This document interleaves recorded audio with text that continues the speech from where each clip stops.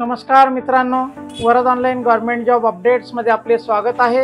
आपण बघू शकता इथे आपण आज कोणत्या स्क्रीनवर आहोत। यामध्ये होमगार्ड महाराष्ट्र याची मोठी सध्याला डिमांड चालू आहे। बऱ्याच विद्यार्थ्यांना कन्फ्युजन राहतं की आपण या जिल्ह्यात राहतो, आपण दुसऱ्या जिल्ह्यात अप्लाय करू शकतो की नाही करू शकतो। तर आपण आपल्या फक्त मूळ जिल्ह्यामध्येच आपल्याला अप्लाय करायचं आहे आणि त्यासाठी काय काय क्रायटेरिया आहे, काय कागदपत्र लागणार आहे, वयोमर्यादा काय असली पाहिजे, याला काही फीस असते का, आपल्याला काम कधी मिळणार, या संपूर्ण गोष्टींची माहिती आपण या व्हिडिओमध्ये कव्हर करणार आहोत। ठीक आहे, तर चला चलूया आपल्या व्हिडिओमध्ये।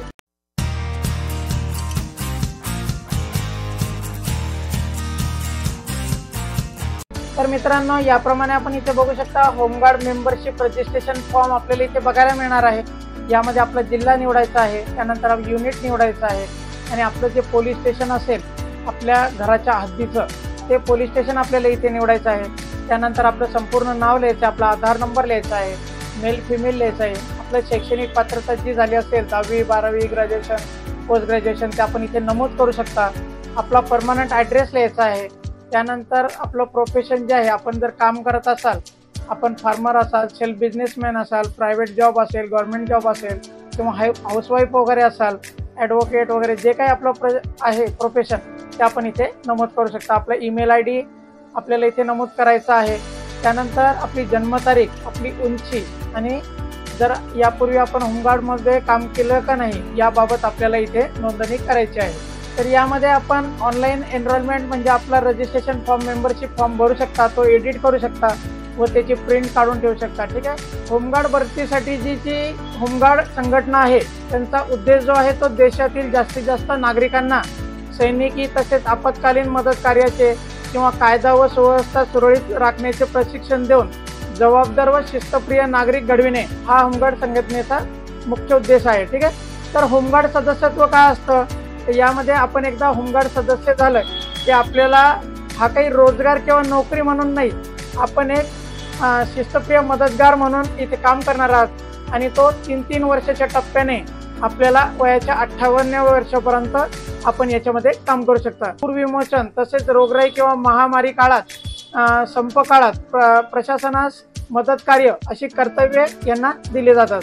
आपण जेव्हा होमगार्ड म्हणून कार्य करत असतात त्यावेळेस आपल्याला काही भत्ते मिळत असतात।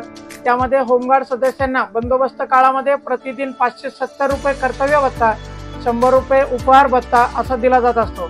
तसेच प्रशिक्षण काळामध्ये 35 रुपये खिसा भत्ता, 100 रुपये भोजन भत्ता आणि साप्ताहिक कवायतीसाठी 90 रुपये कवायत भत्ता म्हणून दिला जातो। आपण जेव्हा होमगार्ड म्हणून काम करत असतो त्यावेळेस आपल्याला जरी दररोज कर्तव्य दिली गेलेली नसली परंतु अत्यावश्यक प्रसंगी बंदोबस्त कर्तव्याकरिता विनाकारण अनुपस्थित राहणाऱ्यांना किंवा कर्तव्यामध्ये कसूर करणाऱ्यांना आदेशाचे पालन न करणाऱ्या होमगार्डला सदस्यत्वांवर मुंबई होमगार्ड अधिनियम 1947 कलम 7(1) अन्वये बडतर्फ किंवा 250 रुपये इतका दंड किंवा 3 महिन्याची साधी कैद अशी शिक्षा करण्याची तरतूद याच्यामध्ये केलेली आहे। तर यामध्ये होमगार्ड नोंदणी जेव्हा आपण करता त्यामध्ये कोणत्याही प्रकारचे शुल्क इथे आपल्याकडून आकारले जात नाही।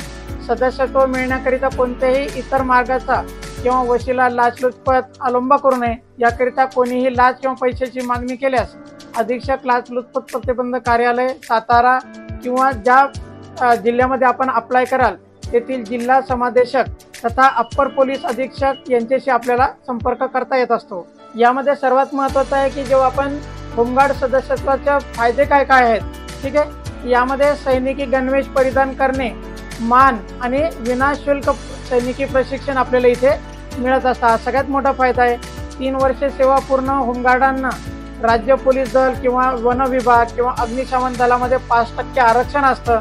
त्यानंतर प्रथमोपचार किंवा अग्निशमन विमोचन यासारख्या विषयांचं प्रशिक्षण आपल्याला मिळतं। गौरवास्पद कामगिरी केल्यास विविध पुरस्कार पदके आपल्याला इथे मिळतात।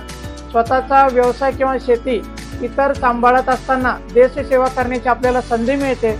यापेक्षा मित्रांनो आपल्याला काय पाहिजे।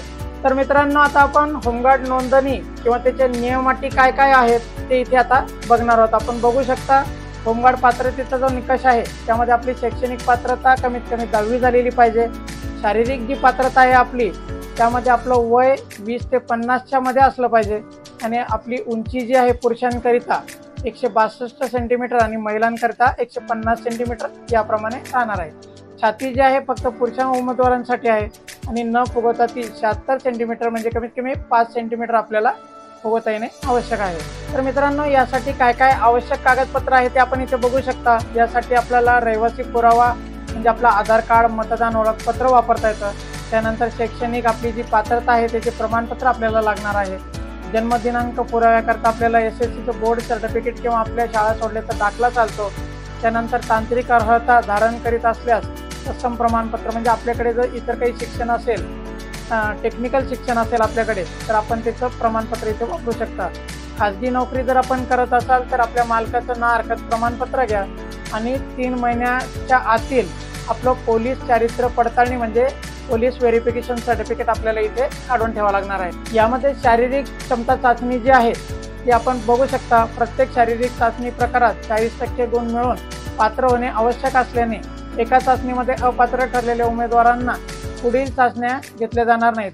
त्याच्यामुळे आपण एका जर चाचणीत अपात्र ठरला तर आपल्याला पुढच्या याच्यामध्ये घेतले जाणार नाही. धावण्यासाठी आपण इथे बघू शकता की पुरुष उमेदवारांसाठी 1600 मीटर धावण्यासाठी 20 गुण आहे आणि आपण जेवढ्या सेकंदामध्ये हे कंप्लीट कराल, जितक्या मिनिटं आणि सेकंदामध्ये, त्याप्रमाणे आपल्याला इथे गुण मिळणार आहेत. महिला उमेदवारांच्या बाबतीत आपण बघू शकता की 800 मीटर धावणे आहे, 25 गुण आहेत आणि आपण जितके मिनिट आणि सेकंदामध्ये पार कराल तेवढे गुण आपल्याला इथे मिळणार आहेत. महत्त्वाची सूचना आपण इथे बघू शकता. धावणे चाचणीमध्ये पात्र होण्याकरिता किमान 10 गुण मिळणे आपल्याला इथे आवश्यक राहणार आहे. मित्रांनो, गोळाफेकच्या बाबतीत आपण बघू शकता की पुरुष उमेदवारांकरिता गोळाफेकचे जे अंतर आहे मीटरमध्ये 8.50 मीटर व त्यापेक्षा जास्त, त्याला 10 गुण आहेत आणि त्याप्रमाणे जेवढे मीटर आपण गोळाफेक कराल त्याप्रमाणे आपल्याला इथे गुण मिळणार आहेत. आपण इथे चार्ट बघू शकता.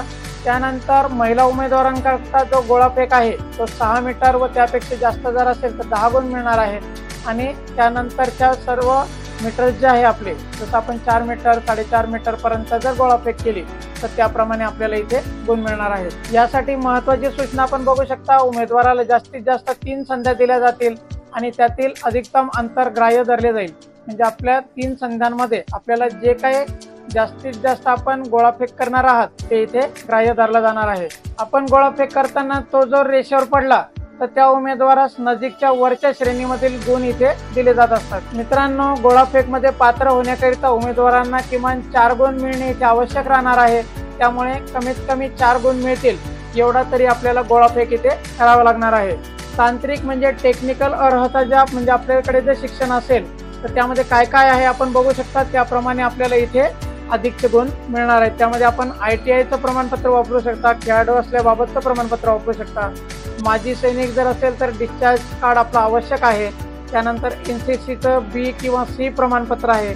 नागरी संरक्षण सेवेत परंतु स्थानिक ठिकाणी 3 प्रशिक्षण पूर्ण केलेले प्रमाणपत्र आपण इथे वापरू शकता आणि जड वाहन चालविण्याचा परवाना जर आपल्याकडे असेल तर त्याप्रमाणे आपल्याला इथे गुण दिले जाणार आहे. तर मित्रांनो, शारीरिक क्षमता चाचणी पात्र ठरल्यानंतरच आपले तांत्रिक गुण आपल्याला इथे मिळणार आहेत. परंतु आपण इथे 2 नंबरचा पॉईंट जर बघितला तर उमेदवार ज्या भागातील रहिवासी आहे तो भाग ज्या पोलीस ठाण्याच्या अंतर्गत येतो त्यांना त्याच पोलीस ठाणे अंतर्गत पोलीस ठाणे आणि पथकामध्ये त्याच जिल्ह्यात अर्ज दाखल करता येणार आहे आणि इतर जिल्ह्यातील अर्ज बाद केले जातील. त्याच्यामुळे आपण ज्या जिल्ह्यात आहात त्या जिल्ह्यात अर्ज करा आणि इतर जिल्ह्यात कृपया आपण अर्ज करू नये. मित्रांनो, आपला जेव्हा अर्ज सबमिट होईल त्यावेळेस त्याची प्रिंटआउट आपल्याला काढून ठेवायची आहे, कारण की ती आपल्याला पुढे लागणार आहे. यामध्ये जेव्हा आपलं कागदपत्र पडताळणी होईल आणि शारीरिक क्षमता चाचणी होईल त्याकरिता आपल्याला जेवढे कागदपत्र आवश्यक आहे ते आपण आत्ता वरती बघितले त्याप्रमाणे संपूर्ण कागदपत्र आपल्याला सोबत ठेवायचे आहे. आपले छायांकित प्रत जी आहे आपल्या ॲप्लिकेशनची ती आपल्याला लागणार आहे.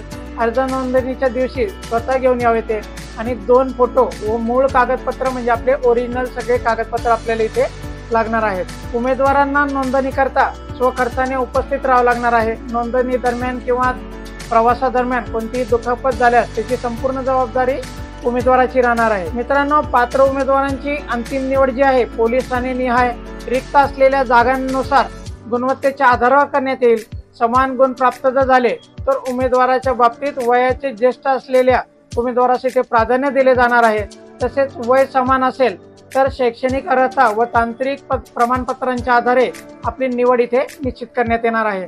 यापूर्वी जर आपण होमगार्ड संघटनेतून अकार्यक्षम किंवा बेशिस्त ठरल्याने न्यायालयीन प्रकरणी दोषी असाल तर सेवा समाप्त केलेले होमगार्ड नोंदणीस अपात्र ठरणार आहे। मात्र राजीनामा दिलेले होमगार्ड जे आहेत विविध अटी व पूर्ण केल्यानंतर असे होमगार्ड जे आहेत इथे अर्ज करू शकतील।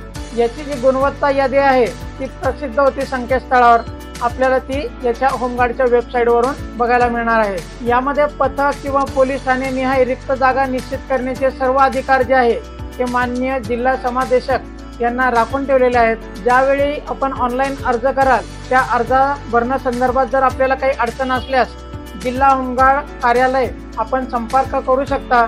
तर मित्रांनो, याप्रमाणे संपूर्ण माहिती होती। यामध्ये आपल्याला काही शंका असल्यास आपण कॉमेंट बॉक्समध्ये लिहू शकता। आपले जास्तीत जास्त मित्रांपर्यंत या व्हिडिओला शेअर करा, म्हणजे जेणेकरून त्यांना देखील याची माहिती होईल आणि त्यांना देखील होमगार्ड बनण्याचा संधी इथे लाभून येईल। ठीक आहे, याच प्रकारच्या माहितीसाठी माझ्या चॅनल बरोबर राहा, सबस्क्राईब करा, जेणेकरून आपल्यापर्यंत योग्य अचूक माहिती मिळत राहील। ठीक आहे मित्रांनो, धन्यवाद।